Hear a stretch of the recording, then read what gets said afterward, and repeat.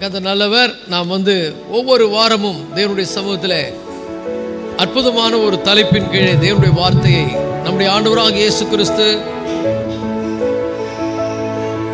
அவர் மலைப்பிரசங்கத்தில் சொன்ன ஆழமான ஒரு சத்தியத்தை தான் நாம் தியானித்துக் கொண்டிருக்கிறோம். இருதயத்தில் சுத்தமுள்ளவர்கள் வாக்கியவான்கள், அவர்கள் தேவனை தரிசிப்பார்கள். அதை பற்றி நம்ம நிறைய விஷயங்களை பார்த்திருக்கிறோம். இருதய சுத்தத்தினுடைய அறிகுறி அடையாளம் என்ன என்பதையும் கடந்த நாட்களிலே நம்ம பார்த்தோம். அதுல மிக முக்கியமாக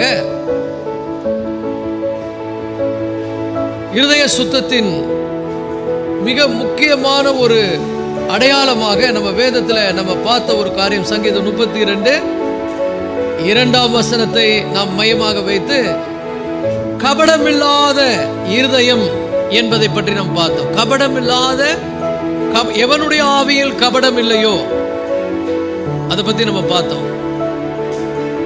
அவன் பாக்கியவான்.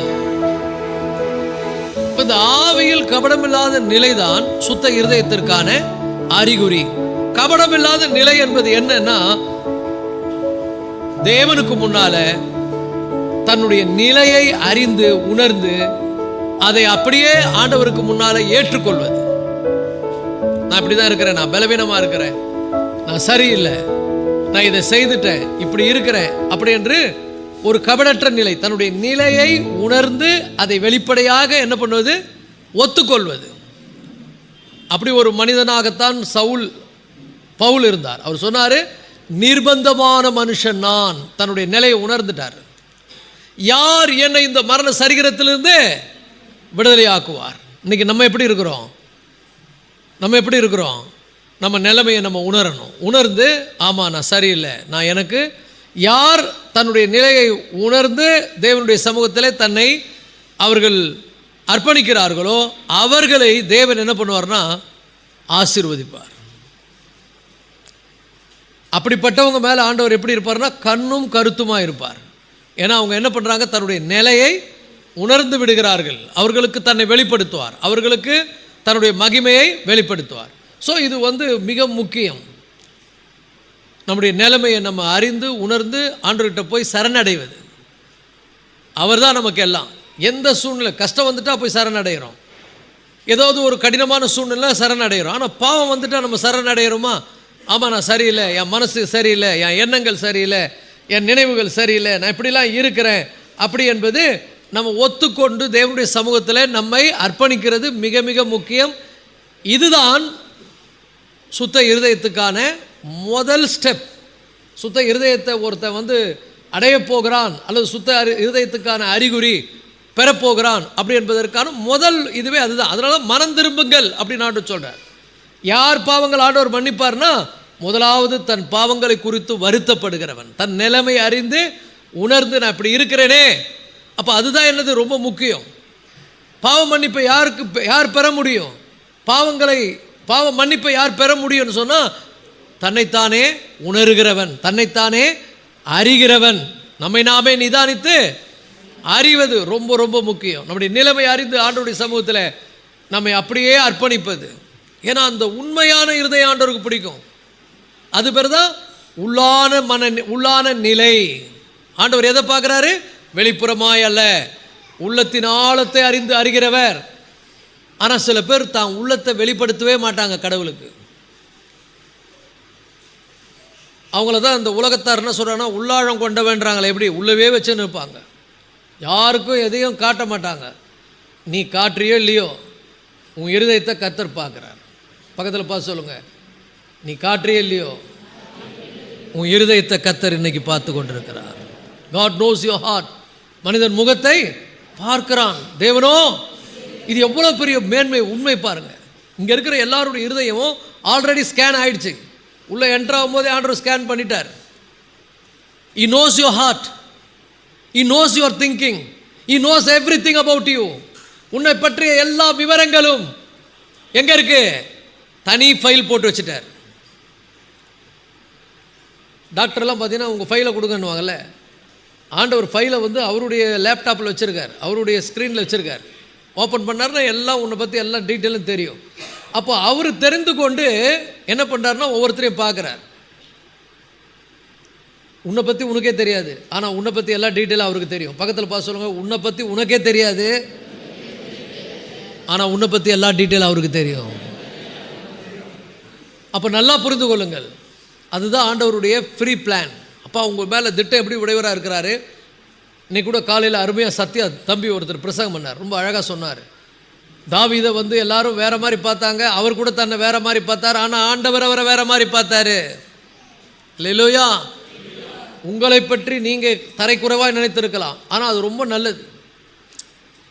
அது தாழ்ந்த சிந்தை. தாழ்ந்த சிந்தைனா நான் அப்படி இருக்கிறேனே, ஐயோ என் மைண்டு சரியில்லையே, என்னையே நான் இப்படிலாம் யோசிக்கிறேன், எனக்குள்ளே ஏன் இப்படி பெருமை வருது, நானும் என்ன அறியாமல் பெருமையில் பேசுகிறேனே, என்ன அறியாமல் பெருமையாக நடக்கிறேனே, என்ன அறியாமல் என் கண்ணு தப்பாக பார்க்குது, ஐயோ நான் இப்படி இருக்கிறேனே, நான் சரியில்லையே அப்படின்னு உணரும் போதே ஆண்டவருடைய கிருபை உன் மேலே வந்துடும். அதான் கிருபை. ஆனால் நீ மூடி மூடி மறைச்சேனா கிருபைக்கு தூரமாய் விடுவாய், கிருபை உனக்கு கிடைக்காது. அதனால தான் சுவிசேஷத்தை பிரசங்கிக்கும் போதே பிரசங்கித்தவர்கள் எப்படி பிரசங்கித்தார்கள்? மனம் திரும்புங்கள். அப்படின்னா அர்த்தம், முதல்ல உன்னை புரிஞ்சுக்க. சில நோய்கள் இருக்கிறதே தெரியாது, சில நோய்கள் இருக்கிறது தெரியும். சில நோய் சில பேருக்கு இருக்கும், அதை வந்து தெரிஞ்சுக்க விரும்ப மாட்டாங்க. நான் டாக்டர்கிட்டே வரமாட்டேன், போனால் அவர் ஏதாவது சொல்லிடுவார், இருக்கிறது தான் சொல்லுவார். இது முட்டாள்தானம். நான் டாக்டர்கிட்ட போனால் அவர் தேவையில்லாமல் எதனா சொல்லிடுவார், அப்படி தான் கிடையாது, இருக்கிறது தான் சொல்லுவார். நம்ம ஆண்டவர் கூட அவரிடத்தில் வரும்பொழுது உன்னை உணர்த்துவார். பக்கத்தில் பார்த்து சொல்லுங்க, உணர்த்துவார். போன வாரம் உணர்த்தினாரா? உணர்த்தினா கூட சில பேர் உணர்வே பெற மாட்டாங்க. பரவாயில்லன்னுவாங்க. அதான் ரொம்ப டேஞ்சர். உணர்த்தும் போது டாக்டர் சொல்லும்போது கீழ்ப்படி. இது சின்ன ஆரம்பத்திலே சரி பண்ணிட்டேன்னா நல்லது. ஆனால் நீ அதை விட்டுட்டேன்னா, கேர்லெஸ்ஸாக இருந்தேன்னா மிக மிக கடினம். It is very dangerous.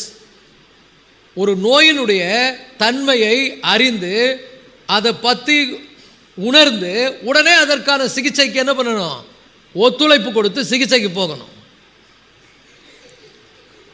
ஆனால் சில பேர் கேர்லெஸ்ஸாக இருக்கிறாங்க. சில நோய்கள் ஆளை என்ன பண்ணணும்னா கவுத்துரும். பக்கத்தில் பார்த்து சொல்லுங்க, சில நோய் ஆளை கவுத்துரும். இன்னைக்கு நல்லா இருப்பேன், டக்குன்னு இல்லாமல் போயிடுவேன். கொஞ்சம் கற்பனை பண்ணி பாருங்கள், இன்றைக்கி இருக்கிறோம், டக்குன்னு இல்லாமல் போயிட்டு அப்படி இருக்கும் பாருங்கள். சாப்டரே க்ளோஸு, ஃபைல் க்ளோஸ், எல்லாமே க்ளோஸ் ஆகிடும். அப்போ நல்லா புரிந்து கொள்ளுங்கள், இன்றைக்கி இருக்கிறோன்னு சொன்னால் எப்படி இருக்கணும்? நல்ல மனநிலையோடு, நல்ல ஆவியோடு. நல்ல ஆவி, கபடற்ற ஆவி. எல்லாம் சொல்லுங்கள், தேவனுடைய பிள்ளைகள் நீங்கள் கபடற்ற ஆவி உள்ளவர்களாக என்ன பண்ணணும்? இருக்கணும். இருந்தால் ஆண்டவருடைய கிருபை உன் மேலே வரும், ஆண்டவருடைய தயவு உன் மேலே வரும். ஆண்டவர் உனக்கு என்ன பண்ணுவாராம்? நன்மையும் கிருபையும் தொடரும்படி செய்வார். ஆண்டவர் யாருக்கு துணை நிற்பார்? பக்கத்தில் பார்த்து கேளுங்க, ஆண்டவர் உனக்கு துணை நிற்பாரா? எனக்கு தெரியாது, ஆனால் உத்தமனுக்கு கர்த்தர் துணை.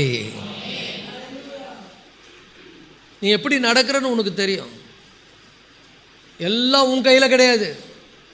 பக்கத்தில் பார்த்து சொல், உன் கையில் எதுவும் கிடையாது, அவர் கையில் எல்லாம் வச்சிருக்காரு. எப்போ ஆஃப் பண்ணோம், எப்போ ஆன் பண்ணோம் அவருக்கு தெரியும். அதுக்கு தான் அவருக்கு பயந்து நடக்கணும். கர்த்தருக்கு பயப்படுவது ரொம்ப அவசியம். கர்த்தருக்கு பயப்படுறதுன்னா என்ன? ஐயோ நான் தீமை செய்யக்கூடாது, நான் தீமை செய்தால் எனக்கு தீமையே வரும். இது மாறாது. நீ தீமையை செய்தால் உனக்கு தீமையே வரும். நீ ஒரு தீமை நினைப்ப, உனக்கு 10 தீமை வந்துடும். அப்போ நல்லதே தான் என்ன பண்ணணும்? உண்மை உள்ளவைகள் எவைகளோ, ஒழுக்கம் உள்ளவைகள் எவைகளோ, அன்புள்ளவைகள் எவைகளோ, புகழ் எதுவோ, புண்ணியம் எதுவோ, கற்புள்ளவைகள் எவைகளோ அவைகளையே சிந்தித்து கொண்டிருங்கள். இந்த காலை வேளையில் நீங்கள் தேவனுடைய பிள்ளைகளாய் உங்கள் இருதயத்தை சுத்த இருதயமாய் மாற்ற வேண்டுமானால் உங்களுடைய மனம் எப்படி இருக்கணும்? உத்தமமாக இருக்கணும், கபடற்று இருக்கணும். அப்போ எப்படி இருக்கணும்னு சொன்னால் நல்லா புரிந்து கொள்ளுங்கள். தேவன் என்னுடைய சிந்தைகளை பார்க்கிறார். சங்கீதக்காரனாகிய தாவீது என்ன அழகா எழுதுறார் தெரியுமா? தேவன் பரலோகத்திலிருந்து மனுபுத்திரரை கண்ணோக்கி பார்க்கிறார். எப்படிப்பட்ட மனுஷனை தேடுறாராம்? தேவனை தேடுகிற உணர்வு உள்ளவன் ஒருவன் உண்டோ என்று பார்க்க தேவன் பரலோகத்திலிருந்து பூமியை கண்ணோக்குகிறார். பக்கத்தில் பார்த்து கேளுங்க, நீ யாரை தேடிட்டு இருக்க? ஆலயத்துக்கு வந்த உடனே கண்ணு அப்படி இப்படி மேய்த, வெளியில் போன உடனே கண்ணு அப்படி இப்படி மேய்த. சில பேர் கண்ணில் தேடுறாங்க, சில பேர் மனசில் தேடுறாங்க. மனமெல்லாம் என்னவா இருக்குது? உலகமாக இருக்குது, வேர்ல்டு. பணம், புகழ், பொருள், இதை தான் தேடுறாங்க. பக்கத்தில் பார்த்து கேளுங்க, எது மேலே நாட்டம், எது மேலே ஏக்கம், எதை நீ மனசு விட்டு தேடிக்கொண்டு இருக்கிறாய்? நன்றாய் புரிந்து கொள்ளுங்கள். தேவனுடைய பிள்ளைகளே, இன்னைக்கு உலகம் வேற எதையோ தேடிக்கொண்டிருக்குது. பணம், புகழ், பேரு எல்லாத்தையும் தேடுது. ஆனால் ஆண்டவர் சொல்றார், நீ என்ன தேடுன்றாரு? முதலாவது தேவனுடைய ராஜ்யத்தையும் அவருடைய நீதியும் தேடுங்கள். எனக்குள்ள அவருடைய ராஜ்யம் நடக்கணும், நான் நேர்மையாய் நடக்கணும். எல்லா கையை உயர்த்தி சொல்லுங்க, எனக்குள்ள. நான் கூட 2 கையை உயர்த்துக்கிறேன். எனக்குள்ள அவருடைய ராஜ்யம் நடக்கணும், நான் நேர்மையா நடக்கணும். கை தட்டுங்க. ஹல்லேலூயா, ஹல்லேலூயா, ஹல்லேலூயா, ஹல்லேலூயா. His kingdom will come inside of me. அவருடைய ராஜ்யம் எனக்குள் வரணும். I will live for him. நான் அவருக்காக வாழணும். அவர் எனக்குள்ள வரணும், நான் அவருக்காக வாழணும். இந்த மென்டாலிட்டி ரொம்ப முக்கியம். இந்த மனநிலை ரொம்ப அவசியம். ஆண்டவரே, நீர் எனக்குள்ள வாங்க, நான் உமக்காக வாழ்வேன். தாவீது ஒரு அற்புதமான ஒரு மனிதன். அவனுடைய காரியங்கள்லாம் பாருங்க, எவ்வளோ அழகாக அவன் சொல்கிறான் பாருங்க. எவனுடைய ஆவியில் கபடம் இல்லாது இருக்கிறதோ அவன் பாக்கியவான். ஒரு ஆமென் சொல்லுங்க. இந்த பாக்கியம் உலக மனிதர்கள் சொல்லுகிற பாக்கியம் இல்லை, இது தேவனுடைய பாக்கியம். அப்போ நல்லா புரிந்து கொள்ளுங்கள், நம்ம எல்லாரும் அப்படிப்பட்ட நிலைக்கு வந்துடணுன்றதுக்காக தான் இன்றைக்கி ஆண்டவர் நம்மோடு பேசி கொண்டிருக்கிறார். கர்த்தருடைய ஆவியானவர் இங்கே அசைவாடி கொண்டிருக்கிறார். ஆவியானுடைய ஆளுகை இங்கே இருக்கிறது. இல்லைன்னா வேற ஏதோ ஒரு காரியம் உங்களுக்கு நடக்கும். இன்னைக்கு ஆவியானவர் சொல்லுகிறார், நம்ம அவர் ரொம்ப நேசிக்கிறார், அவருடைய பிள்ளைகளாய் வாழும்படி நம்மை அவர் விரும்புகிறார். இந்த உலகத்தில் உள்ளவைகளையும் விட்டு விலகி அவருடைய பிள்ளைகளாய் வாழ விரும்புகிறதுனாலே இன்னைக்கு நமக்கு ஒரு நல்ல வார்த்தையை தருகிறார். எவனுடைய ஆவியில் கபடம் இல்லாது இருக்கிறதோ, அல்லேலூயா. என்னுடைய எல்லா நிலைமையும் கர்த்தருக்கு புரியும். என்னை பற்றி எல்லாருக்கும் தெரியும். நான் என்ன தெரிந்து கொண்டிருப்பதை விட என்னை குறித்து அவருக்கு எல்லாம் நல்லா தெரியும். அவர்கிட்ட நான் எதையுமே மறைக்க முடியாது. ஹல்லேலூயா. அப்போ நான் என்னுடைய நிலைமையை அறிந்து உணர்ந்து, அதுதான் மனம் திரும்புதல். மனம் திரும்புதல் என்ன? என் நிலையை நான் அறிந்து உணர்ந்து கர்த்தரிடத்தில் நான் அவைகளை ஒப்பு கொடுப்பது. ஒரு நோயாளி முதல்ல தனக்கு இருக்கிற நோயை தெரிஞ்சுக்கணும். தெரிஞ்சுக்கின பிறகு அப்படியே கம்முன்னு இருக்கக்கூடாது. ஐயோ, இந்த நோய் எனக்கு எவ்வளோ கொடுமையானது, இது மோசமானதாச்சுன்னு உணரணும். உணர்ந்தால் தான் அவன் யாரை தேடுவான்? மருத்துவரை தேடுவான். மருத்துவரை தேடுனா அவனுக்கு கண்டிப்பாக என்ன கிடைக்கும்?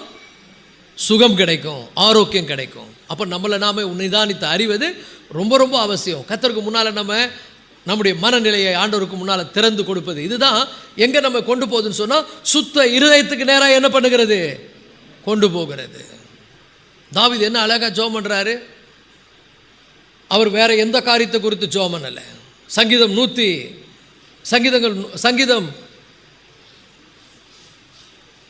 139:23, என்னை ஆராய்ந்து அறிந்தருளும். என்னை சோதித்து தேவனே என்னை ஆராய்ந்து என் இருதயத்தை அறிந்து கொள்ளும். என்னை சோதித்து என் சிந்தனைகளை அறிந்து கொள்ளும். நல்லா புரிந்து கொள்ளுங்கள். ஏன்னா அவர் பார்த்துட்டார் எல்லாமே. தாவீது அவருக்கு தெரிஞ்ச மட்டில் இருதயத்தை ஆராய்ந்து பார்க்குறாரு, சிந்தனை ஆராய்ந்து பார்க்குறாரு. அவருக்கு ஒன்றும் தெரியல. அவருக்கு தெரிஞ்ச வரைக்கும் அவர் என்ன நினச்சிக்கிறாரா, ஐம் ஓகே. பட் ஆனால் இன்னும் அவருக்கு டவுட் வந்துருச்சு. என்ன சொல்கிறாரு, நான் தேடின வரைக்கும் எனக்கு கிடைக்கல, நீங்கள் பாருங்கள் அப்படின்றார். இதான் ஜெபம். ஜெபம் என்னன்னா, என்ன பாருங்க ஆண்டவரே, என்ன பாருங்கல்ல, என் இருதயத்தை பாருங்க. இந்த வார்த்தையை எல்லாரும் வசனத்தை நமக்காக நம்ம படிப்போம், நம்ம ஜெபம் பண்ணுற மாதிரி படிப்போம். தாவீது சொன்ன அந்த ஜெபத்தை இப்போ நம்ம சொல்ல போகிறோம். எல்லாரும் நம்ம ஆண்டவரை பார்த்து சொல்லுவோம், அப்படியே சொல்லுவோம். என்னை அதை நான் ரெடி 1 2 3 சொல்லுவேன். நம்ம எல்லாரும் முழு மனதோடு ஒன்றாய் நம்ம சேர்ந்து என்ன பண்ண போகிறோம், படிக்க போகிறோம். ஒரு ஆமென் சொல்லுவோமா? எத்தனை பேர் ஆயத்தமாக இருக்கிறீங்க? ரெடியா எல்லாரும்? Okay, ready. 1 2 3. தேவனே என்னை ஆராய்ந்து என் இருதயத்தை அறிந்து கொள்ளும், என்னை சோதித்து என் சிந்தனைகளை அறிந்து கொள்ளும். ஒரு ஆமென் சொல்லுங்க. எத்தனை பேர் உண்மையாக சொன்னீங்க? இதை உண்மையாக அறிக்கைட்டீங்களா? இப்போ ஆண்டவர் உங்களுக்கு உங்கள் இருதயத்தை காண்பிப்பார், உங்கள் சிந்தனைகளை காண்பிப்பார். உண்மையாக சொன்னீங்கன்னா உங்கள் இருதயத்தை கர்த்தர் என்ன பண்ணுவார், உங்களுக்கே தெரியாமல் உங்கள் இருதயத்துக்குள்ளே ஒளிந்திருக்கிற எல்லா காரியங்களையும் ஒன்று விடாமல் உங்கள் கண்களுக்கு முன்பாக ஒவ்வொன்றாய் ஆண்டவர் என்ன பண்ணுவார், நிறுத்துவார். இது தாவீதுனுடைய ஜெபம். ஏன் இந்த ஜெபத்தை தாவீது ஜெபிக்கிறார்? ஏன்னா இன்னைக்கு என் இருதயத்தில் தப்பான விஷயங்கள் இருக்குமானால், தேவனுக்கு பிரியமில்லாத காரியங்கள் இருக்குமானால், அது என்னை எங்கே கொண்டு போயிடும், வேதனையான இடத்துக்கு கொண்டு போகும். அதான் சொல்றாரு, வேதனை உண்டாக்கும் வழிகள் என்னிடத்தில் உண்டோ என்று பார்த்து நித்திய வழியிலே என்ன பண்ணும், நடத்தும். ஒரு ஆமென் சொல்லுவோமா? அப்போ நல்லா புரிந்து கொள்ளுங்கள். தேவனுக்கு முன்னால நான் யார் என்பதை நானே அறியாவிட்டாலும், எனக்கே தெரியாத சில காரியங்கள் எனக்குள்ள ஒளிந்து மறைந்து இருக்கும். ஆகவே தேவனுக்கு முன்னால தாவீதுனுடைய ஜெபம், என்னை ஆராய்ந்து என் இருதயத்தை அறிந்து கொள்ளும், என்னை சோதித்து என்னுடைய சிந்தனைகளை அறிந்து கொள்ளும். ஏன்? சோதிச்சாதான் ஒன்று வெளியே வரும். சோதிச்சாதான், ஆராய்ந்து பார்த்தா தான் வெளியே தெரியும். சோதித்தாதான் ஒன்று என்ன பண்ணும், வெளியே வரும். அப்போ நல்லா புரிந்து கொள்ளுங்கள். ஆண்டவரே என்னை சோதிங்க அப்படின்னு ஜெபம் பண்ணுறார். நீங்கள் யாராவது அப்படி ஜெபம் பண்ணியிருக்கீங்களா? வேணாம் ஆண்டவரே, ஐயோயோ ஆண்டவரே, சோதனையே வேணாம் ஆண்டவரேன்றோம். ஏன்னா சோதிச்சா தான் நீங்கள் யாருன்னு உங்களுக்கு தெரியும். சோதனை இஸ்ரவேல் ஜனங்களை தேவன் வனாந்திரத்தில் ஏன் நடத்தினார்? பக்கத்தில் பார்த்து கேளுங்க, இஸ்ரவேல் ஜனங்களை ஏன் இந்த வனாந்திரத்தில் நடத்தினார்? எந்த வனாந்திரம்? கொல்லிவாய் சர்ப்பங்களும் தேள்களும் நிறைந்த ஒரு வனாந்திரம், காரிருள் நிறைந்த ஒரு வனாந்திரம். ஏன் நடத்தினாராம்? எடுங்க, வாசிங்க. உபாகமம் 8:1-3. உபாகமம் 8:1-3. நீங்கள் பிழைத்து பெருகி, நல்லா புரிஞ்சுங்க, நீங்கள் செத்து அழிந்து கிடையாது. நீங்க செத்து அழிவதற்கல்ல. சோதனை உங்களை செத்து அழிக்கிறதற்காக அல்ல, உங்களை பிழைத்து பெருக பண்ண. பக்கத்தில் பார்த்து சொல்லுங்க, தேவன் உங்களை பிழைத்து பெருக பண்ண விரும்புகிறார். அதனால தான் சில கஷ்டமான சூழ்நிலைகள்லாம் நடத்துகிறார். நெருக்கமான சூழ்நிலைகள், மிகவும் மோசமான சூழ்நிலைகளுக்கு நேராக நடத்துகிறார். வாசிக்கிறோம், நீங்கள் பிழைத்து பெருகி கர்த்தர் உங்கள் பிதாக்களுக்கு ஆணையிட்டு கொடுத்த தேசத்தில் பிரவேசித்து அதை சுதந்திரிக்கும்படி. எத்தனை பேருக்கு ஆசீர்வாதத்தை சுதந்திரிக்கணும்னு என்ன இருக்கு? ஆண்டவர் ஒரு பிளான் வச்சிருக்கார். நமக்கு தெரியாது. நம்ம நினைப்போம், ஏன் ஆண்டவர் இந்த வழியில் என்ன நடத்துகிறாரு, எனக்கே இவ்வளோ கஷ்டம், என்னை ஏன் இப்படி ஆண்டவர் சோதிக்கிறாரு, எல்லாரும் என்னை அவமானப்படுத்துகிற நிலைக்கு விட்டாரு, எல்லாரும் என்னை ஒரு மாதிரி பண்ணுறாங்களே, நான் ரொம்ப மோசமான நிலைக்கு போகிறேனே, என் நிலைமை இப்படி ஆயிடுச்சே, நம்ம புலம்புவோம். இல்லை, கர்த்தர் உன்னை பிழைத்து கொள்ளவும் பெருக பண்ணவும் வாக்கு தத்தங்களை சுதந்திரித்துக் கொள்ளவும் உங்களை நடத்துகிறார். ஹல்லேலூயா. சுதந்திரிக்கும்படி நான் இன்று உங்களுக்கு விதிக்கிற எல்லா கட்டளையின்படி செய்ய சாவதானமாய் இருப்பீர்களாக. This is the plan. ரெண்டாம் வசனம், உன் தேவனாகிய கர்த்தர் உன்னை சிறுமைப்படுத்தும் படிக்கும். அப்படி என்ன அர்த்தம்? எல்லாரும் முன்னால ஒரு ஒரு நிலை குலைந்த நிலைக்கு உங்களை கொண்டு போயிடுறார். எல்லாரும் பார்த்து உங்களை பரிகசிக்கிறது போல, எல்லாரும் பார்த்து உங்களை நிந்திக்கிறது போல உங்க சூழ்நிலை எப்படி, என்னையா இவங்க கடவுளை வணங்குறாங்க, ஏன்யா இவங்க கடவுள் இப்படி விட்டுட்டாரு, இவங்களுக்கு ஏன் இவ்வளோ கஷ்டம். அப்போ பாருங்க, உன் தேவனாய் கர்த்தர் உன்னை சிறுமைப்படுத்தும் படிக்கும். நல்லா புரிஞ்சுங்க, உங்களை தாழ்த்தும் படிக்கு, சிறுமைப்படுத்தும் படிக்கும். தம்முடைய கட்டளைகளை நீ கை கொள்வாயோ கை கொள்ள மாட்டாயோ என்று அவர் உன்னை சோதித்து, எல்லாம் சொல்லுங்க, சோதித்து. எதுக்கு சோதனை? உன் இருதயத்தில் உள்ளதை நீ அறியும்படிக்கு. பக்கத்தில் பார்த்து கேளுங்க, உன் இருதயத்தில் என்ன இருக்குன்னு உனக்கு தெரியுமா? இல்லையா? நிறைய பேருக்கு அவங்க இருதயத்தில் இருக்கிறது தெரியும், ஆனால் தெரியாத மாதிரியே முகத்தை வச்சுக்குவாங்க. அவங்க இருதயத்தில் என்ன இருக்குன்னு அவங்களுக்கு தெரியும். நல்லா புரிஞ்சுங்க, பொல்லாத சிந்தனைகள் நம்முடைய இருதயத்துக்குள்ளே இருக்கக்கூடாது. இருந்தால் இன்னைக்கு அறிக்கை செய்து விட்டுருங்க. நீங்கள் மூடி மூடி வச்சா என்ன இருக்குதுன்றது அவர் காமிச்சிருவார். எப்படி காமிப்பார்? சோதனை மூலமாக. சோதனை எதுக்கு? உன்னை தரமாய் ஆக்குவதற்கு, உன்னை அழிப்பதற்கு அல்ல. ஒரு ஆமென் சொல்லுங்க. இப்போ கவனிங்க, உன்னை சோதித்து உன்னை இருதயத்தில் உள்ளதை நீ அறியும்படிக்கும் உன்னை இந்த 40 வருஷம் அளவும் வனாந்திரத்தில் நடத்தி வந்த எல்லா வழிகளையும் நினைப்பாயாக. அல்லேலூயா. இத்தனை ஆண்டுகள் கர்த்தர் நம்ம அற்புதமாக நடத்தியிருக்கிறார்.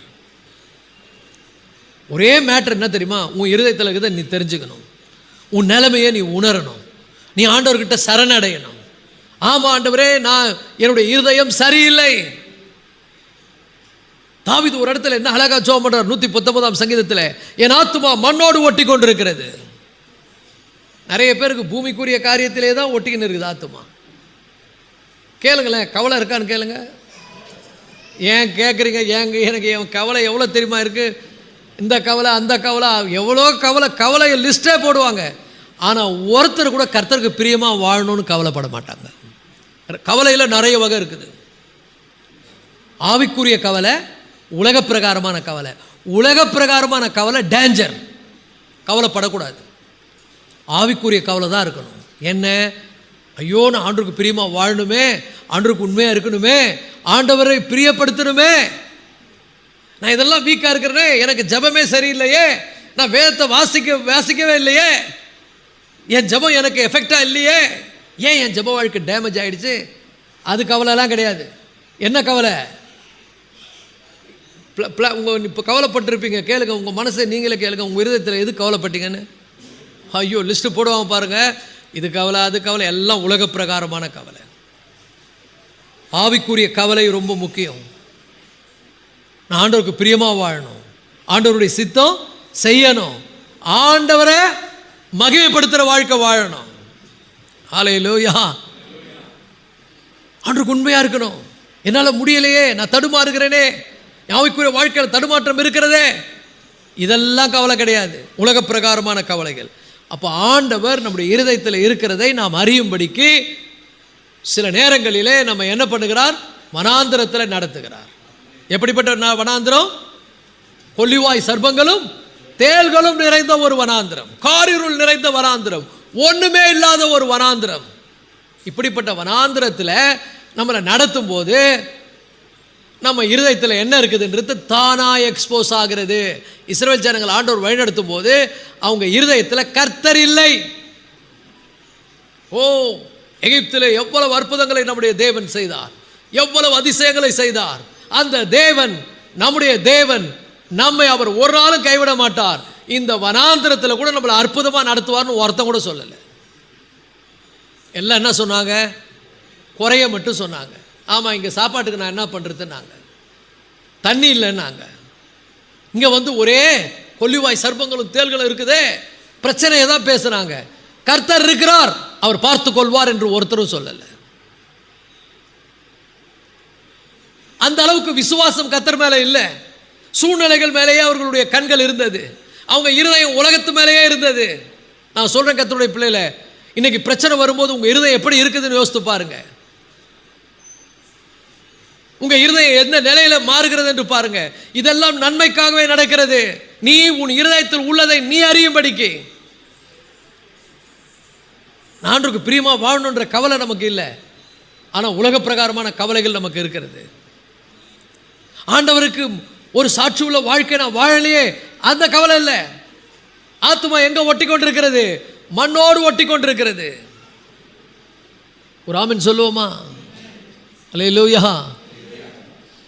என் ஆத்துமா மண்ணோடு ஒட்டி கொண்டிருக்கிறது, உம்முடைய வசனத்தின்படி என்னை உயிர்ப்பியும். அல்லேலூயா. வசனத்தின்படி என்னை உயிர்ப்பியும். அப்போ நல்லா புரிந்து கொள்ளுங்கள், நம்முடைய மனநிலை, நம்முடைய உள்ளான நிலை எப்படி இருக்கிறது என்பதை நாம் உணர்ந்து ஆண்டவரிடத்தில் அதை வெளிப்படுத்தி ஆண்டவருடைய உதவியை தேடுவது.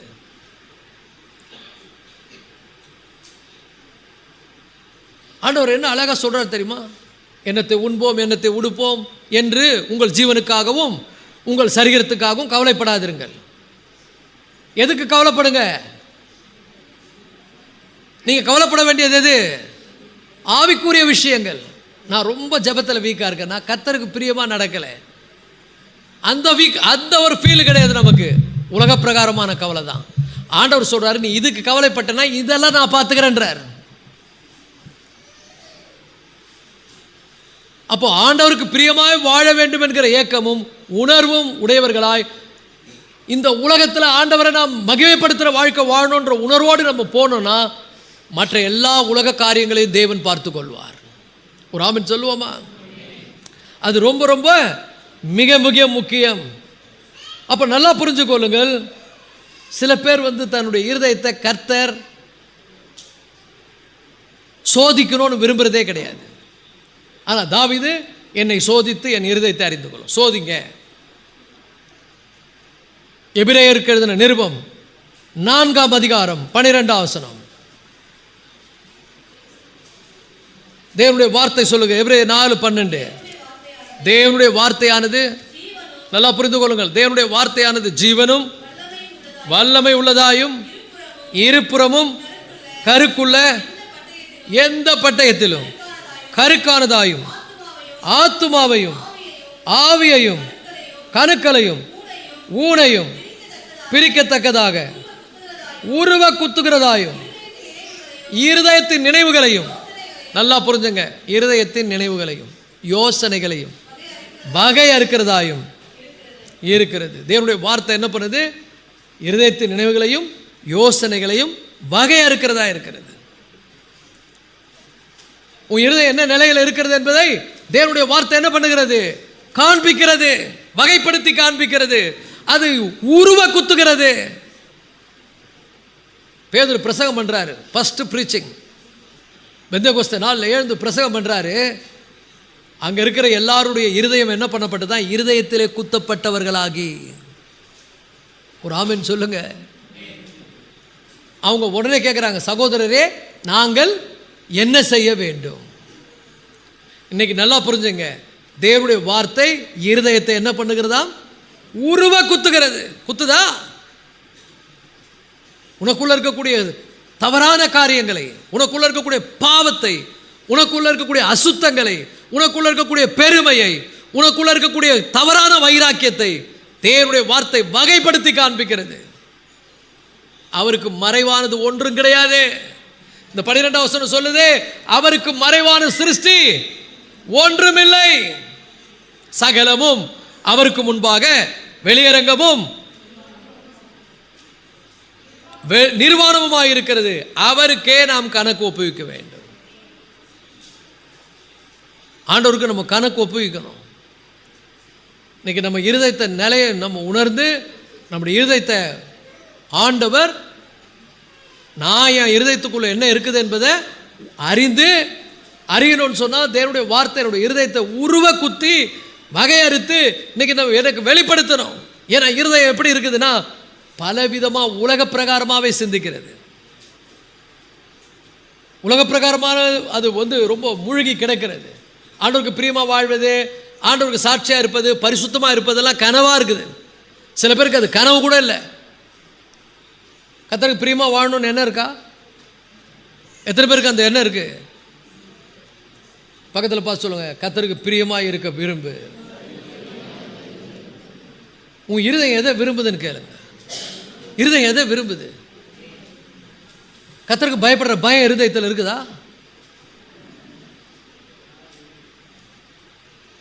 ஐயோ, இது கர்த்தருக்கு பிரியமில்லாத காரியம் நான் சிந்திக்கிறேன்ற ஒரு உணர்வு வருதா நமக்கு? இங்கே வருது. ஏன்னா வசனம் உருவ குத்துது. நிறைய பேரை தேவனுடைய வார்த்தை குத்துது. குத்துனா கண்டிப்பாக எஃபெக்டாக இருக்கும். குத்துனா நீங்களே கேட்பீங்க, ஐயோ நாங்கள் என்ன செய்யணும், என்ன செய்யணும்னு கேட்டவங்களுக்கு பேதுரு மறுத்தரமாக சொன்னார், நீங்கள் மனம் திரும்பி. ஒரு ஆமென் சொல்லுவோமா?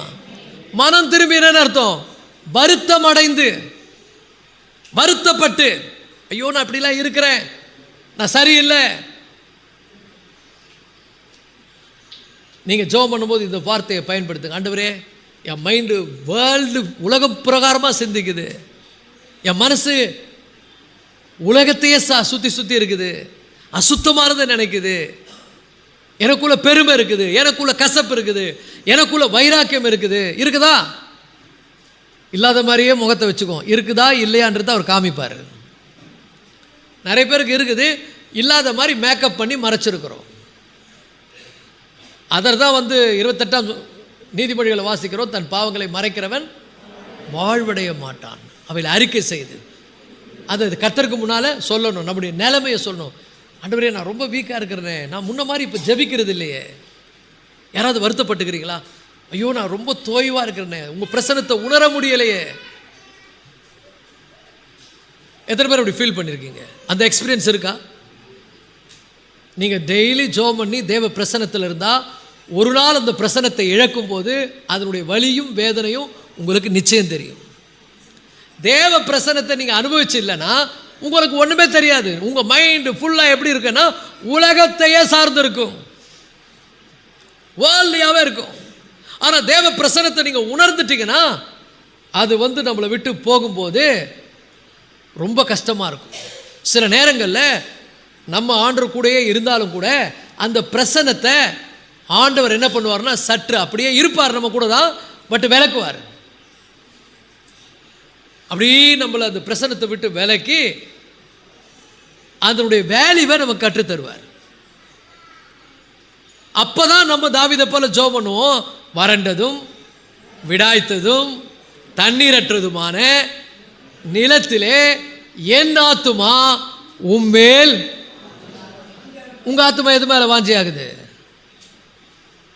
வாஞ்சி இருக்குமே. இப்போ தான் சண்டே முடிஞ்சு போன உடனே இப்போ என்ன நான் பண்ண போகிறேன் பாருங்க. சில பேர் வாஞ்சியோடு உட்காந்துருப்பாங்க. இன்னைக்கு டிவியில் தீபாவளி ப்ரோக்ராம்ஸ் நிறைய இருக்குது.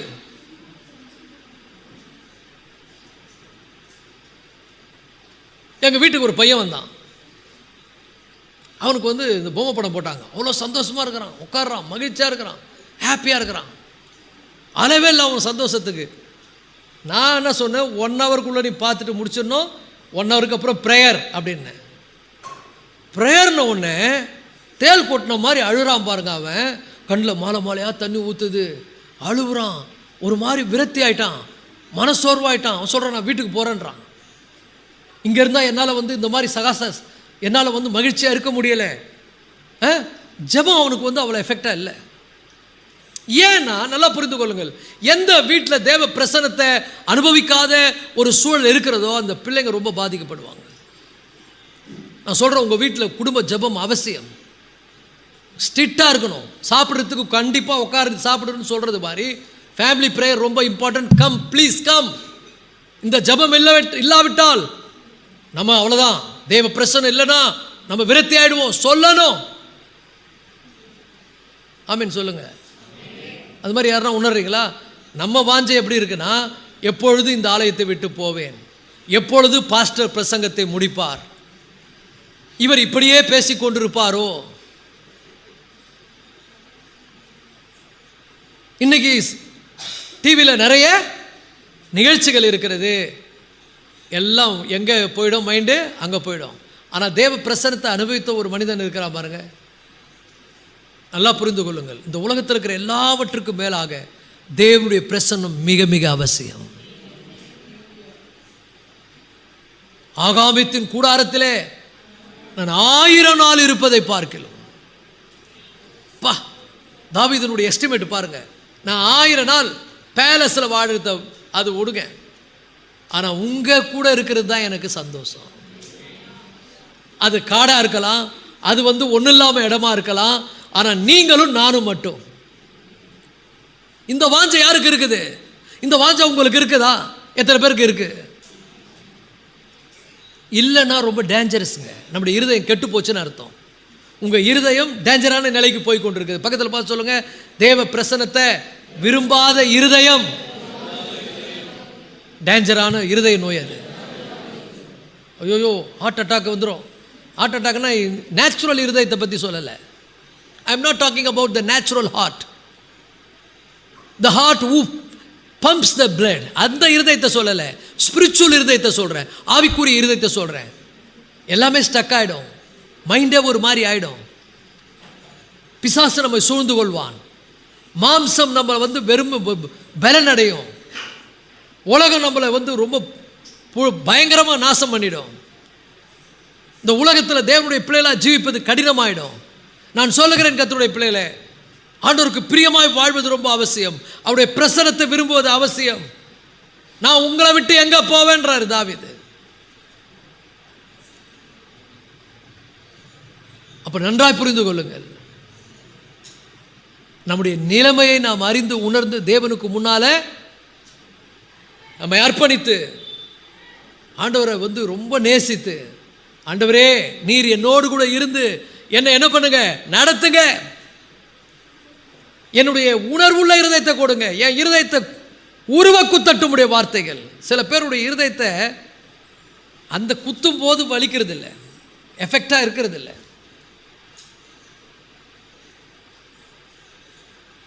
உங்க இருதயம் குத்தப்படுவது ரொம்ப அவசியம். அன்னைக்கு பேதுரு பிரசங்கம் பண்ணும்போது அவர்கள் இருதயத்தில் குத்தப்பட்டவர்களாக கேட்டாங்க, சகோதரரே நாங்கள் என்ன செய்ய வேண்டும்? நீங்கள் ஒவ்வொருவரும் மனம் திரும்பி இந்த பொல்லாத சந்ததியை விட்டு விலகி, நல்லா புரிஞ்சுங்க, இந்த பொல்லாத சந்ததியை விட்டு விலகி, இந்த உலகம் பொல்லாத சந்ததி இருக்குது, எல்லாம் அது இஷ்டத்துக்கு வாழும், அது விரும்புறதெல்லாம் செய்யும், அது மனம் போன போக்கில் போகும். ஆனால் நான் அப்படி இல்லை, என் இஷ்டத்தை செய்கிறவன் இல்லை, என் மனம் சொல்கிறபடி வாழ்கிறவன் அல்ல, நான் தேவனுடைய ஆவியானவர் என்னை நடத்துகிறபடி வாழ்கிறவன், கர்த்தருடைய வார்த்தையின்படி வாழ்கிறவன், கர்த்தருடைய வார்த்தையின்படி வாழ்கின்ற உத்தம மார்க்கத்தார் பாக்கியவான்கள், அவர்கள் அவர் வழியில் நடக்கிறார்கள். ஹல்லேலூயா. என் இஷ்டப்படி நான் வாழ்கிறவன் இல்லை, என் இஷ்டம் இல்லை, என் விருப்பம் இல்லை, அவருடைய சித்தம். ஒரு ஆமென் சொல்லுங்க. உம்முடைய விருப்பத்தின்படி நான் வாழ்கிறேன். அதனால தான் கர்த்தர் நமக்கு எழுதி கொடுத்துருக்காரு, எப்படி வாழணும், எப்படி வாழக்கூடாது, எப்படி நடக்கணும், எப்படி நடக்கக்கூடாது, இந்த உலகத்தில் எப்படி வாழணும், தேவனுடைய பிள்ளைங்க எப்படி இருக்கணும். கர்த்தருடைய வசனம், தாவீது சொல்லுகிறான், வசனம் என் கால்களுக்கு தீபமும் என் பாதைக்கு வெளிச்சமாக இருக்கிறது. கர்த்தருடைய வசனத்தின்படி நடக்கிற உத்தம மார்க்கத்தார் பாக்கியவான்கள். அவங்க யாரு? கன்மலையின் மேல் தன் வீட்டை கட்டினவர்கள். இந்த உலகத்தினுடைய சூழல்கள் அவர்களை ஒன்றும் பண்ணாது. அப்போ நல்லா புரிந்து கொள்ளுங்கள் கர்த்தருடைய பிள்ளைகளே, நம்முடைய இருதயம் எப்படி என்ன நிலையில் இருக்கிறது, என் இருதயம் எவ்வளவு ஒரு உலக பிரகாரமாக இருக்கிறது, அதை கர்த்தருக்கு முன்னால் உணர்ந்து வருத்தப்பட்டு தேவ சமூகத்தில் நம்மை தாழ்த்தி நம்மை ஜெபிக்கும் பொழுது தேவன் நமக்கு என்ன பண்ணுவார்? அற்புதங்களை அவர் செய்வார். இன்னைக்கு நிறைய பேர் தேவ பிரசன்னத்தை விரும்புறதே இல்லை, தேவனுடைய தேவ சமூகத்துக்கு வருவதை விரும்புறதே இல்லை, கர்த்தருடைய வார்த்தை கிரியை செய்ய இடம் கொடுக்கிறது இல்லை, தேவ பிரசன்னம் அவர்களை ஆட்கொள்ள அவங்க அனுமதிக்கிறது இல்லை. தேவன் இப்பொழுது இங்கே நம் மத்தியில் அசைவாடி கொண்டிருக்கிறார். ஆவியானவர் இந்த ஆலயம் முழுவதும் நிரப்பி இருக்கிறார். அவர் உள்ளத்துக்குள்ளே வேலை செய்ய விரும்புகிறார். உங்களுடைய இருதயத்தில் உள்ளதை உங்களுக்கு வெளிப்படுத்த விரும்புகிறார். யோவான் 3ஆம் அதிகாரம் 20ஆம் வசனத்தில் யோவான் எழுதுகிறார். யோவான் 3ஆம் அதிகாரம் 20ஆம் வசனம், பொல்லாங்கு செய்கிற எவனும் ஒளியை பகைக்கிறான், தன் கிரியைகள் கண்டிக்கப்படாதபடிக்கு ஒளியின் இடத்துக்கு வராது இருக்கிறான். நல்லா புரிஞ்சுங்க, பொல்லாங்கு செய்கிற எவனும் ஒளியை பகைக்கிறான். அப்படின்னா பாவத்தில் வாழறவன், பாவத்தை விரும்புகிறவன் தேவனுடைய பிரசன்னத்துக்குள்ளே வர விரும்ப மாட்டான். அவன் பகைப்பான். ஜெபம் அவனுக்கு வெறுப்பாக இருக்கும். ஆலய கூடுகை அவனுக்கு அருவெறுப்பாக இருக்கும். அவன் உள்ள கொஞ்ச நேரம் உட்கார முடியாது. ஏன்னா இங்கே தேவனுடைய ஆவியானவர் தம்முடைய மகிமையை வெளிப்படுத்தி அவனுடைய இருதயத்தில் உள்ளதை எல்லாம் வெளிப்படுத்துவார். ஒரு ஆமென் சொல்லுங்க. உங்க இருதயத்தில் உள்ளதை தேவன் வெளிப்படுத்தும் போது அதை அப்செக்ட் பண்ணணும், அதை ஏற்றுக்கொள்ளணும். ஆமா, நான் சரியில்லை, என் இருதயம் கர்த்தருக்கு முன்னால மாறுபாடு உள்ளதா இருக்கிறது, என் இருதயத்தில் பயங்கரமான இச்சைகள் நிறைஞ்சிருக்கிறது, என் இருதயத்துக்குள்ள பாவம் நிறைந்திருக்கிறது, பெருமை நிறைந்திருக்கிறது, கசப்பு நிறைந்திருக்கிறது, வைராக்கியம் நிறைந்திருக்கிறது, எல்லா மாம்சத்தின் கிரியைகளும் எனக்குள்ள இருக்குது. ஒன்று ஒன்றா இது அடையாளம் காணணும். இது ஓகேன்னு நினைக்காத. பக்கத்தில் பார்த்து சொல்லுங்க, இது ஓகேன்னு நினைக்காத. அதுதான் உன் இருதயத்தை மோசமான நிலைக்கு கொண்டு போகுது. அதனால தான் தாவீது ஜெபம் பண்றாரு, சுத்த இருதயத்தை என்னிலே சிருஷ்டியும், நிலைவரமான ஆவியின் உள்ளத்தில் புதுப்பியும். தேவனே, என்னை ஆராய்ந்து என் இருதயத்தை அறிந்து கொள்ளும். பொல்லாங்கு செய்கிற எவனும் ஒளியை பகைக்கிறான், பாவத்தில் இருக்கிறவன் ஒளியை பகைக்கிறான், தன் கிரியைகள் கண்டிக்கப்படாதபடிக்கு அவன் ஒளியினத்துக்கு வராது இருக்கிறான். அவனுக்கு இந்த பாவத்தை பற்றி சொல்லும் போதே விரும்ப மாட்டான். நிறைய பேர் பாருங்க, பிரசங்கம் பண்ணும்போது உள்ளே உட்காரவே மாட்டாங்க. அதாவது வெளியில் உட்காந்துக்கிறவங்களாம் தப்பான ஆள்னு சொல்ல, சில பேரை சொல்கிறேன், அதை புரிஞ்சுங்க. சில பேரால் உள்ளே உட்காரவே முடியாது. ஏன்னா குத்திக்கினே இருக்கும், கத்தி மாதிரி சார்பா. அப்படியே ஐயோயோ நம்ம தப்பான இடத்துல வந்து உட்காந்துட்டேன்டா அப்படின்னு அப்படியே துடிப்பாங்க. துடிக்கிறீங்களா? யாராவது உள்ளவே மாட்டிக்கிட்டு நிற்பாங்க, வெளியவும் போக முடியல, உள்ளவும் போக முடியல. என்ன இது, என் இருதயத்தை என்ன பண்ணுது, குத்துதே. சில பேர் சொல்லுவாங்க, ஆமா ஆண்டவரே, ஆமா ஆண்டவரே, பாவியாக என் மேல் இரக்கமாயிரும், நான் சரியில்லை, எனக்குள்ள அசுத்தமான எண்ணங்கள் இருக்கிறது, எனக்குள்ள பெருமை இருக்குது, எனக்குள்ள கசப்பு இருக்கிறது, எனக்குள்ள வைராக்கியம் இருக்கிறது, எனக்குள்ள உமக்கு பிரியமில்லாத எண்ணங்கள் இருக்கிறது. இன்னைக்கு நாம எல்லாரும் தேவனுக்கு முன்னால் நம்முடைய இருதயத்தை திறந்து தாவீதை போல ஜெபிக்க வேண்டும். தேவனே, என்னை ஆராய்ந்து என் இருதயத்தை அறிந்து கொள்ளும். அல்லேலூயா. என்னை சோதித்து என் சிந்தனைகளை அறிந்து கொள்ளும். என்ன சிந்தித்துக் கொண்டிருக்கிறோம்? நம்முடைய சிந்தனை இந்த நாட்கள்லாம் பார்த்தீங்கன்னா ஆண்டவருக்கு பிரியமாக வாழணும் என்பதை தான் சிந்திக்கணும். எப்படியெல்லாம் நான் தேவனை மகிமைப்படுத்த போகிறேன், எப்பொழுது எப்படியெல்லாம் கர்த்தரை நான் உயர்த்த போகிறேன். நீ மனவாட்டியாக இருந்தால் உன்னை ஆயத்தப்படுத்து. உன்னோடு இருக்கிற ஜனங்களை என்ன பண்ணு, ஆயத்தப்படுத்து. கர்த்தருடைய வருகை சமீபம். எல்லாம் நிர்விசாரமாக போய் கொண்டிருக்கிறது. உலகமே மோசமான நிலைக்கு போகுது. ஆனால் நீ விழித்துக்கொள், உன் இருதயத்தை கர்த்தருக்கு முன்னால் நிலைவரப்படுத்து. ஸோ இது நல்லா புரிந்து கொள்ளுங்கள் தேவனுடைய பிள்ளைகளை. எத்தனை பேருக்கு கர்த்தருடைய கிருபை வேணும்? பக்கத்தில் பார்த்து கேளுங்க, எதுக்காக வந்திருக்கிறீங்க? கர்த்தருடைய கிருபை உங்களுக்கு வேணுமா? அல்லேலூயா, அல்லேலூயா. கர்த்தருடைய கிருபை வேணும்னா உனக்கு முதல்ல உணர்வு வேணும். நான் சரியில்லை அப்படின்னு உணர்ற யாரெல்லாம், நான் சரியில்லை, நான் பலவீனமாக இருக்கிறேன், முன்ன மாதிரி நான் ஜெபிக்கிறதில்லை, முன்ன மாதிரி நான் ஆண்டவரை தேடுறதில்லை, நான் கொஞ்சம் கொஞ்சமாக பாவத்துக்குள்ளே போயிட்டுருக்கிறேன், ஏதோ பாவம் ஒன் பை ஒன்னாக வந்துட்டு இருக்குதுன்னு நீ ஃபீல் பண்ணிட்ட, கர்த்தருடைய கிருபை உனக்கு வந்துடும். ஃபீலே இல்லாமல் இருந்த அப்படியே போயிட வேண்டியது தான். தன்னை நிதானித்து உணர்றான் பாருங்க, அவனுக்கு கர்த்தர் கிருபை கொடுப்பார். சில பேர் உணரவே மாட்டாங்க. பக்கத்தில் பார்த்து கேளுங்க, ஏதாவது உணர்றியா? ஏன் கேட்குற? இங்கே இருந்து நான் பிரசங்கம் பண்ணுறேன், உணர்வே இல்லை எனக்கு. ஏன்னா ஏசி ஆஃப் பண்ணிட்டாங்க. நான் வேற தப்பி தவறி இந்த கோட்டை போட்டுன்னு வந்துட்டுனா உள்ள புழுங்குது எனக்கு. நான் சொல்றது இந்த உணர்வு. சில பேருக்கு வசனம் உணர்த்துறதே இல்லை, அப்படியே மண்ணு மாதிரி இருப்பாங்க. சில பேர் தூங்கியே போயிடுவாங்க.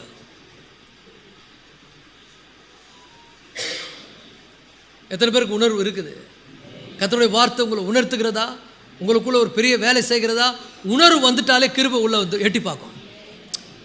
If you feel, grace will come. ஏதாவது கொஞ்சம் உணர்வு வந்துருச்சுன்னா பாருங்கள், இந்த ஏசி ஆன் பண்ண உடனே இன்னும் பண்ணலையா, ஆன் பண்ண உடனே என்ன வரும்? ஆன் பண்ண உடனே என்ன வரும்? அப்படியே ஜில்னஸ் உள்ள வரும். எப்படி வரும்? ஸ்லோ பை ஸ்லோவாக உள்ள அப்படியே என்டர் ஆகும். ஸோ வென் யூ ஃபீல், ஐயோ நான் அப்படி இருக்கிறேனே, நான் அப்படி வீக்காக இருக்கிறேனே, நான் பலவீனமாக இருக்கிறேனே, முன்ன மாதிரி நான் ஜபிக்கிறது இல்லையே, ஐயோ என் மைண்டு வேறு மாதிரி போயிடுச்சே. If you feel grace, try to enter. கிருபை உள்ள அப்படியே நுழைய ஆரம்பிக்கும். ஒரு ஆமென் சொல்லுங்க. கிருபை வருது, கிருபை வருது. ஐ ஃபீல், ஐயோ பா நான் அப்படி இருக்கேன்னு ஃபீல் பண்ணுறேன்.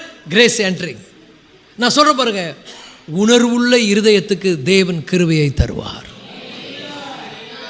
இன்னைக்கு ஃபீல் பண்ணுங்க, ஆண்டு சமத்தில் ஃபீல் பண்ணி அழுது கூட அழுதுருங்க. ஃபீல் பண்ணி, அப்பா நான் உங்களை விட்டு எங்கேயோ போயிட்டு இருக்கிறேன்ப்பா, நான் உங்களை விட்டு ரொம்ப தூரம் போயிட்டேன். ஃபீல் வர வரைக்கும் கிருபை கிடைக்காது. நல்லா புரிஞ்சுங்க. கெட்ட குமாரன் ரொம்ப தூரம் போயிட்டான், ஃபீலே வரலை. ஒன்று ஒன்றா இழக்கும் போது தான் ஃபீல் வருது. அப்போ தான் யோசிக்கிறான், ஐயோ எங்கள் அப்பா வீட்டில் எல்லாரும் எப்படி இருப்பாங்க, நானோ இங்கே பசியால் வருந்துகிறேனே, நான் ஒன்று செய்வேன், நான் திரும்பி போவேன்னு உணர்தான் பாருங்க.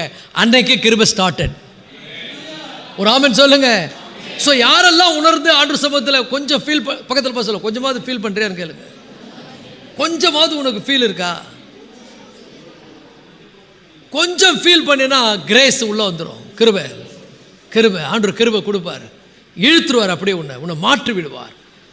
ஒரு ஆமென் சொல்லுவோமா? ஹல்லேலூயா. திஸ் இஸ் வெரி இம்பார்ட்டன்ட், ரொம்ப முக்கியங்க.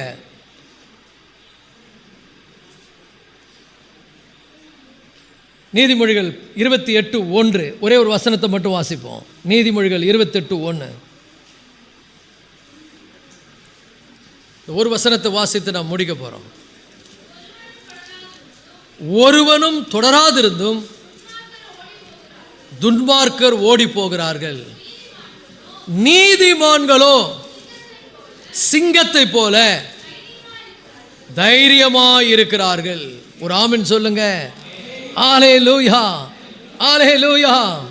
நல்லா புரிஞ்சுங்க. நீங்க சின்சியர் பிலீவரா இருந்தா, நீதிமான்கள்னா யாருன்னா சின்சியர் பிலீவர். அவங்களுக்கு ரொம்ப சின்சியராக இருப்பாங்க, ஜபத்தில் கொஞ்சம் சின்சியராக இருப்பாங்க, ஆண்டவருக்கு பிரியமாக வாழ்வதில் சின்சியராக இருப்பாங்க. Sincere. If you are a sincere Christian, you will have a boldness like a lion. சிங்கத்தை போல நீ எப்படி இருப்ப? தைரியமாக இருப்ப. ஒரு ஆமென் சொல்லுவோமா? ஸோ நீதிமான்களும் ஒருவனும் தொடராது, ஒன்றுமே நடக்காமையே துன்மார்க்கர் என்ன பண்ணுவாங்களாம்? ஓடி போயிடுவாங்க. ஆனால் நீதிமான்கள், that means a sincere Christian, தெய்வ பயம் நிறைந்த ஒரு தேவனுடைய பிள்ளை, ஆண்டவருக்கு கொஞ்சமாவது பயப்படுற பயம் உள்ளவர்கள், ஆண்டவரை விரும்புகிறவர்கள். ஒரு ஆமென் சொல்லுவோமா? அவர்கள் எப்படி இருக்காங்களாம்? சிங்கத்தை போல தைரியமாய் இருக்கிறார்கள். If you are a sincere believer, you are bold like a lion. அப்போ சின்சியாரிட்டி என்பது என்ன? உணர்வு. அதுவும் உணர்வு தான், கர்த்தருக்கு பயப்படுகிற உணர்வு. நான் ஆண்டவரை விட்டு கொஞ்சம் விலகி இருக்கிறேன், என்னுடைய வாழ்க்கையில் சிலதெல்லாம் சரியில்லை, என் இருதயம் தவறானதை சிந்தித்து கொண்டிருக்கிறது, நான் பெருமையில் இருக்கிறேன், நான் கசப்பை வைத்திருக்கிறேன், என் உள்ளத்தில் போராமை இருக்கிறது. நீங்கள் இன்னைக்கு ஆண்டவரை பார்த்து கேட்கணும், சுத்த இருதயத்தை நிலை சிருஷ்டியும். எத்தனை பேருக்கு கிருபை வேணும்? கொஞ்சமாவது எத்தனை பேருக்கு உணர்வு இருக்குது? எத்தனை பேர் கொஞ்சம் சின்சியாரிட்டி காட்ட விரும்புகிறீங்க? அல்லேலூயா. அப்படின்னா இன்னைக்கு கர்த்தருக்கு முன்னால் உங்கள் இருதயத்தை திறந்து நம்ம எல்லாரும், நானும் உங்கள் கூட ஜெபம் பண்ண போகிறேன், நீங்களும் ஜெபம் பண்ணுங்க. ஆண்டவரே எங்களுக்கு என்ன பண்ணுங்க? சுத்த இருதயத்தை எங்களுக்குள்ள சிருஷ்டிங்க, ஒரு நிலைவரமான ஆவியை உள்ளத்தில் புதுப்பிங்க. ஹல்லேலூயா. எல்லாரும் எழுந்திருப்போமா? இந்த காலை வேளையில் கர்த்தருடைய பிள்ளைகளை முதலாவது ஒன்றை புரிந்து கொள்ளுங்கள், என்னை தேவன் நன்கு அறிவார். என் வீக்னஸ் அவருக்கு தெரியும், நான் என்ன நிலையில் இருக்கிறேன் அவருக்கு தெரியும். ஹல்லேலூயா, ஸ்தோத்திரம். இந்த காலை வேளையில் கர்த்தருடைய பிள்ளைகளை நம்முடைய இருதயத்தை கர்த்தருக்கு முன்னால் திறந்து விரும்புங்க. கொஞ்சமாவது ஃபீல் பண்ணுங்க. உங்கள் நிலைமையை உணர்ந்து ஃபீல் பண்ணி, ஆண்டவரே என்னுடைய பலவீனத்தை எல்லாம் உமக்கு முன்பாக நான் அறிக்கையிடுகிறேன். என்னுடைய ஆவிக்குரிய பலவீனங்களை நீர் அறிந்திருக்கிறீர். இந்த காலை வேளையில் கர்த்தருடைய பிள்ளைகளை, தன்னை உணர்கிற மனிதனை தேவன் ஒரு நாளும் வெறுமையாய் விடவே மாட்டார். ஒருவன் தன்னை உணர ஆரம்பித்து விட்டால் அதுதான் முதல் சுத்த இருதயத்துக்கான அறிகுறி. சுத்த இருதயம் என்பது என்ன? தன்னுடைய நிலையை நினைத்து உணர்ந்து ஆண்டவருக்கு முன்னால ஆண்டவரை பார்த்து, ஆண்டவரே நான் பலவீனமாக இருக்கிறேன், நான் சோர்ந்து போயிருக்கிறேன், ஆவிக்குரிய வாழ்க்கையில் ஒரு சோர்வு வந்து விட்டது, நான் முன்ன மாதிரி என்னால் ஜெபிக்க முடியலை, முன்ன மாதிரி உங்கள் பிரசன்னத்தை என்னால் உணர முடியலை, என் ஆவிக்குரிய வாழ்க்கையில் ஒரு வறட்சி இருக்கிறது. ஹல்லேலூயா. நான் சொல்லுகிறேன் கர்த்தருடைய பிள்ளைகளை, இந்த உணர்வு வந்துட்டாலே கிருபை வந்துடும். கர்த்தருடைய கிருபை உன் மேலே வந்துடும். இந்த உணர்கிற ஒவ்வொரு மனிதனுக்கும் தேவன் தம்முடைய கிருபையை தருவார். ஹல்லேலூயா. இன்னைக்கு ஒரு அற்புதத்தை கர்த்தர் உன் வாழ்க்கையில் செய்வார். நீயே ஆச்சரியப்படுற ஒரு மாற்றம் உனக்குள்ளே வந்துடும்.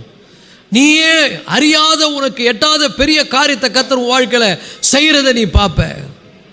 ஓ ஹல்லேலூயா. அநேக ஆசீர்வாதங்களுக்கு தடை என்ன தெரியுமா?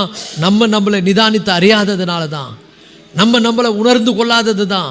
நம்ம உணர்ந்து கொண்டு விட்டால் தேவனுடைய கிருபையானது நம்மேல் இறங்கி நமக்குரிய எல்லா வாழ்க்கையில் இருக்கக்கூடிய சிதைவுகளையும் சரிப்படுத்தி நம்மளை ஒரு நேர்மையான வழியில் அது நடத்துகிறத நீங்கள் பார்ப்பீங்க. இந்த காலை வேளையில் எல்லாரும் கண்களை மூடி ஆண்டவருக்கு முன்னால் நம்மை தாழ்த்தி நம்ம ஜெபிக்க போகிறோம். ஒவ்வொருவரும் ஜெபம் பண்ணுங்க. ஆண்டவரே, என்னை ஆராய்ந்து என் இருதயத்தை அறிந்து கொள்ளும். என்னை சோதித்து ஆண்டவரே, என்னை ஆராய்ந்து ஆண்டவரே என் இருதயத்தை அறிந்து கொள்ளும். என்னை சோதித்து என் சிந்தனைகளை அறிந்து கொள்ளும். வேதனை உண்டாக்கும் வழிகள் என்னிடத்தில் உண்டோ என்று பார்த்து ஒரு செம்மையான வழியில் என்னை நடத்தும். ஸ்தோத்திரம், ஸ்தோத்திரம், ஸ்தோத்திரம். ஓ ஹல்லேலூயா. உங்கள் மனசை சத்துரு கெடுக்காதபடி பார்த்துக்கொள்ளுங்க. நீங்கள் ஆண்டவர்கிட்ட கேளுங்க, ஆண்டவரே எனக்கு உணர்வுள்ள இருதயத்தை கொடுங்க ஆண்டவரே. நீங்கள் தாவீது மாதிரி சொல்லுங்கள், ஆண்டவரே என்னுடைய இருதயம் மண்ணோடு ஒட்டி கொண்டிருக்கிறது, உம்முடைய வசனத்தின்படி என்னை உயிர்ப்பியும் ஆண்டவரே. உம்முடைய வசனம் என் இருதயத்தை உருவ குத்தட்டும் ஆண்டவரே. என் இருதயத்தில் உள்ள நினைவுகளையும் யோசனைகளையும் வகையறிக்கட்டும் ஆண்டவரே. ஹல்லேலூயா, ஹல்லேலூயா. பரிசுத்த ஆவியானவரே, இந்த காலை வேளையில் யாரெல்லாம் தங்களுடைய இருதயத்தை திறந்து உங்களுக்கு முன்னால் அப்பா என்னை ஆராய்ந்து என் இருதயத்தை அறிந்து கொள்ளும் என்று சொல்லுகிறார்களோ, அத்தனை பேருடைய இருதயங்களுக்குள்ள நீர் கிரியை நடப்பிப்பீராக ஆண்டவரே. ஹல்லேலூயா, ஹல்லேலூயா. இன்னைக்கு தாவீதை போல நாங்களும் சபையாய் சேர்ந்து ஜெபிக்கிறோம். சுத்த இருதயத்தை எங்களிலே சிருஷ்டியும், நிலைவரமான ஆவி எங்கள் உள்ளத்தில் புதுப்பியும். ஹல்லேலூயா. நாங்கள் ஞான இருதயம் உள்ளவர்களாய் மாறத்தக்கதாக எங்களுக்கு உதவி செய்யும் ஆண்டவரே. ஹல்லேலூயா. மை ஸ்தோத்திரிக்கிறோம், ஸ்தோத்திரிக்கிறோம், ஸ்தோத்திரிக்கிறோம். உமக்கு பிரியமானதை செய்ய எங்களுக்கு கற்றுத்தாரும் ஆண்டவரே. இதுவரைக்கும் நாங்கள் எங்களுக்கு பிரியமான காரியங்களை செய்திருப்போமானால், எங்கள் சொந்த வழியிலே நடந்திருப்போமானால், ஆண்டவரே நாங்கள் எங்கள் சுய புத்தியின் மேல் சாயாமல் முழு இருதயத்தோடு உண்மையில் நம்பிக்கையாயிருந்து எங்கள் வழிகளிலெல்லாம் உண்மை நாங்கள் நினைவு கூறுகிறோம் ஆண்டவரே. எங்கள் வழிகளிலெல்லாம் உண்மை நினைவு கூறுகிறோம் ஆண்டவரே. காரணம், காரியங்கள் எங்களால் வாய்ப்பது அல்ல ஆண்டவரே. காரியங்களை வாய்க்க செய்கிறவர் நீர் ஆண்டவரே. காரியங்களை வாய்க்க செய்கிறவர் கர்த்தர். ஹல்லேலூயா, ஹல்லேலூயா, ஹல்லேலூயா. நீர் காரியங்களை வாய்க்க பண்ணுகிறவர் ஆண்டவரே. நன்றி ஆண்டவரே, நன்றி ஆண்டவரே, நன்றி ஆண்டவரே.